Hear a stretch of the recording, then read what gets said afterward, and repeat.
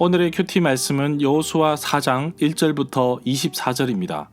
제목, 이 돌들은 왜 여기에 있지요? 먼저 앞뒤 문맥을 살펴보겠습니다. 오늘 제목이 좀 특이합니다. 이 돌들은 왜 여기에 있지요? 요단강을 건너는 동안 여호와께서 말씀하신 대로 각 지파에서 한 명씩 뽑아서 12명을 모았습니다. 그리고 요단 강바닥에 있는 큰 돌을 하나씩 골라서 가지고 나오게 하였습니다. 강을 건너 밤에 머물 곳에 두었는데 먼 훗날 자손들이 이 큰 돌을 보면서 묻기를 이 돌들은 왜 여기 있지요? 라고 물으면 바로 여호와께서 요단 강물을 멈추게 하셨고 여호와의 언약궤가 요단강 한가운데 머무는 동안 백성들은 메마른 땅을 건넜다는 이 사실을 영원토록 기억하기 위함이다 라고 할 아주 중요한 기념비라는 사실을 발견합니다. 여호와의 언약궤를 맨 제사장은 백성들이 모두 건널 때까지 요단강 한가운데에 굳게 서 있어야 했습니다. 그리고 모든 백성이 다 건넌 이후에 마지막으로 요단강에서 나왔습니다. 그 전에 여호와께서 여호수아에게 요단강에서 큰 돌 12개를 취하여 어깨에 메고 나오라고 합니다. 바로 여호와께서 요단강을 마르게 하고 백성들을 안전하게 건너게 하신 것을 기념하기 위함이었습니다. 모든 백성들이 요단강을 건넜습니다. 요단강을 건넌 백성들도 마지막으로 언약궤가 요단강에서 나오는 모습을 바라보고 있었습니다. 이제 여리고를 앞두고 전쟁 준비를 합니다.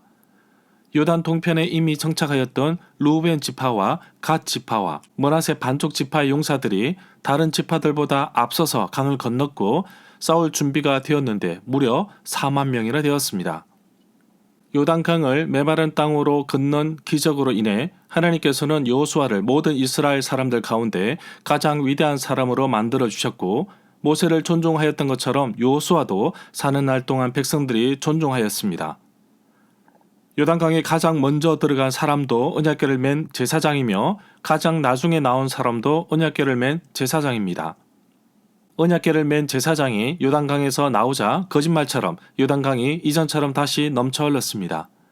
길갈에 기념비를 세웁니다. 후대의 자손들이 요단강 근처에 세운 이 기념비를 보고 무엇이냐 물어보면 이스라엘 백성이 여호와 하나님의 도우심으로 요단강을 건넌 기적이라고 설명해야겠지요. 문단을 나눠보겠습니다. 1절부터 11절은 모든 백성이 요단강 도하를 완료하다. 12절부터 14절은 강을 건넌 후 싸울 준비를 하다. 15절부터 18절은 다시 강물이 넘쳐 흐르다. 19절부터 24절은 길갈에 세운 기념비. 1절에 보면 모든 백성이 요단강을 다 건넜습니다. 여호수아 4장은 요단강을 건너는 가운데 있었던 이야기를 기록하고 있습니다. 2절에 보면 여호와께서 여호수아에게 각 지파에서 한 사람씩 모두 12명을 뽑아라고 하시는데 여호수아 3장 12절에도 그 내용이 나옵니다. 이 구절에서 뽑힌 12명의 분명한 임무가 3절에 나옵니다. 3절에 보면 언약궤를 맨 제사장들의 발이 굳게 서 있는 곳은 요단강 한가운데입니다. 각 지파에서 한 명씩 뽑아 총 12명이 요단강 바닥에서 가져온 큰 돌을 백성들이 유숙할 곳으로 갖다 둡니다. 그 장소의 이름이 19절에 나옵니다. 첫째 달 10일에 백성들이 요단에서 올라와서 여리고 동쪽 경계에 있는 길갈에 진을 칩니다. 5절부터 7절에 보면 백성들이 요단강을 건너는 동안 각 지파에서 한 명씩 뽑은 12명이 강 한가운데에서 큰 돌 한 개씩 찾아 어깨에 메고 온 돌은 백성들에게 기념물이 될 것이라고 하셨고 먼 훗날 자손들이 이 돌의 정체성을 물어본다면 요단 강물이 멈추고 건넜다는 것을 기념하기 위한 것이라고 말씀하십니다. 8절에 보면 이미 모세로부터 요단 동편의 땅을 기업으로 받은 두 지파 반의 가족들과 짐승들은 요단강을 건너지 않았습니다. 그러나 그들의 용사들은 다른 지파들보다 앞장서서 정복에 참여하고 있습니다. 그래서 12돌은 12지파를 표현하는 동시에 민족의 통일성까지 표현하고 있습니다. 두 지파 반이 요단 동편에 자리 잡고 있다고 해서 12지파를 상징하는 의미가 사라지는 것이 아닙니다. 9절에 보면 이 구절에서는 또 다른 전통이 하나 포함되어 있는 것으로 봅니다. 이스라엘 각 지파에서 뽑힌 12명의 사람들이 큰 돌을 취하여 요단강 밖으로 어깨에 메어서 가지고 나왔고 또 다른 12개를 취하여 세우는데 그 장소가 요단강 한가운데인 강 바닥입니다. 5절부터 8절에서 말하고 있는 12돌을 세우는 것은 20절에 가야 또다시 설명하고 있습니다. 9절에서 또 다른 전통을 소개하는 이유는 무엇일까요? 이스라엘 백성에게 함께 하셨던 여호와의 하나님 손길을 이스라엘 12지파 모두가 기억하고 또 가나안 땅으로 인도하신 사실을 기억하는 하나의 기념이라는 것을 보여주고 있는 것입니다. 이 구절에서 오늘까지 거기에 있더라 는 문구가 나옵니다. 오늘까지라는 말은 문자적으로 이 기사가 작성된 당시를 말하고 있습니다. 이러한 표현이 여호수아에 많이 나옵니다. 참고할 수 있는 구절은 다음과 같습니다. 12절에 보면 모세로부터 요단 동편 땅을 분배받은 두 지파 반 사람들은 모세가 그들에게 지시했던 것 같이 이스라엘 자손들보다 앞서서 무장하여 기꺼이 싸울 준비를 갖췄습니다. 그들은 다른 백성들보다 앞서서 강을 건넜습니다. 이 약속의 내용은 민수기 32장 20절부터 21절과 32장 27절에 나옵니다. 모세와 약속하였던 것을 다시 여호수아와 재차 확인하고 실천에 옮긴 것입니다. 정리하면 이스라엘 모든 지파가 다 요단강을 건넌 것은 아닙니다. 요단 동편에 두 지파 반의 가족과 짐승들이 정착하고 있었고 나머지 지파만 건넜습니다. 17절에 보면 요단강에 제일 먼저 발을 담근 사람도 언약궤를 맨 제사장이며 백성들이 다 지나가도록 요단강 한가운데에 서 있었던 사람도 언약궤를 맨 제사장이었습니다. 18절에 보면 요단 강물이 원래대로 다시 흘러 이전과 같은 모습이 되었는데 이전의 모습은 여호수아 3장 15절에 말씀하였던 것처럼 요단이 곡식 거두는 시기에는 항상 언덕에 넘쳐 흘렀다고 말하고 있습니다. 19절에 보면 백성들은 첫 번째 달 10일째 되는 날에 요단강을 건넜고 여리고 동쪽의 길갈에 진을 쳤습니다. 이 구절에 나타나는 날짜 첫 번째 달 10일은 4월 초를 말합니다. 6월절 날 전으로 보고 있습니다. 여호수아 5장 10절에 이스라엘 자손들이 길갈에 진을 쳤는데 그달 14일 저녁에 여리고 평지에서 6월절을 지켰습니다. 첫 번째 달은 히브리 달력으로 아빕월입니다. 3월부터 4월에 해당되고 나중에는 니산월이라고 불렀습니다. 히브리 달력에서 해의 첫 달이 되는 시작은 6월절이 되는 달부터입니다. 20절에 보면 각 지파에서 한 명씩 뽑아 모두 12명의 사람이 요단강 바닥에서 채취한 큰 돌을 어깨에 메고 가지고 왔습니다. 길갈에 세운 12개의 돌은 이스라엘 지파를 상징하며 동시에 요단강 도와 기념물이 됩니다. 길갈은 본래 이름 뜻이 원을 이루도록 세워놓은 돌들을 암시하는 것으로 이해할 수도 있습니다. 그러나 여호수아 5장 9절에서는 조금 다르게 해석하는데 애굽의 수치를 떠나가게 하였다고 하여서 길갈이라고 이름을 붙였습니다. 길갈이라는 장소는 이스라엘 가나안 초기 역사에서 가장 중요한 곳이 됩니다. 나중에 성소를 세웠던 곳이 됩니다. 절마다 상세한 설명과 구절 해석, 핵심 내용과 중심 줄거리는 네이버 블로그에 올려져 있습니다. 내게 주시는 교훈입니다. 오늘날 많은 사람들은 수많은 기념일을 지키고 있습니다. 생일, 결혼기념일, 심지어 국가기념일까지 기억하고 있습니다.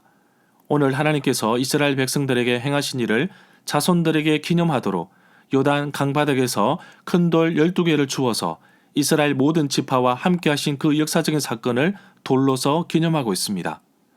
하나님과 나 사이에는 기념할 만한 사건이나 일이 있는지 되돌아보게 됩니다. 때로는 예수님을 영접한 그날, 믿음을 고백한 세례식, 내가 전도한 사람이 교회에 등록한 날, 심지어 내가 이 땅을 떠나 하나님 앞에 서는 그 순간도 자녀들에게 기념이 될 수 있겠지요. 그러나 내 삶을 자세히 들여다보면 매 순간마다 위급할 때 도우셨던 특별한 하나님의 손길을 보게 됩니다. 정말 절실할 때 필요한 재정을 공급해 주신 하나님의 손길에도 기억합니다. 하나님께서 나에게 베푸신 은혜를 다 기억할 수 없습니다. 매 순간이 은혜의 삶이기 때문에 그냥 입술로 고백합니다. 내 삶의 자취는 곧 하나님의 은혜였습니다.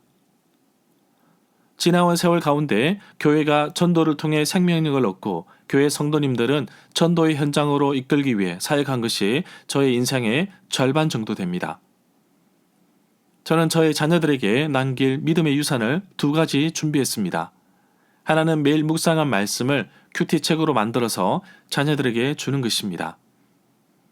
또 하나는 제가 2003년부터 2025년 현재까지 교회에서 전도하고 양육하였던 160여 교회와 단체에 대한 사역 보고와 더불어 기도 편지를 책으로 만드는 것입니다. 부모가 복음을 위해 어떤 일을 했으며 그 열매가 어떻게 맺혀지고 있는지 보도록 하고자 합니다. 마치 오늘 말씀에 나온 기념비처럼 자녀들의 기억 속에 하나님께서 저를 어떻게 인도하셨는지 눈으로 볼 수 있도록 도전하고 싶습니다. 작은 것이지만 하나님께서 베풀어 주신 은혜를 잊지 않기 위해 기억하고 기념할 것이 있다면 메모하고 기록해 봅시다. 먼 훗날 하나님께서 나에게 베푸신 그 은혜의 발자취를 다시금 느낄 수 있을 것입니다. 12돌이 없었다면 후손들의 기억 속에 요단강을 건넌 위대한 사건이 사라질 것입니다.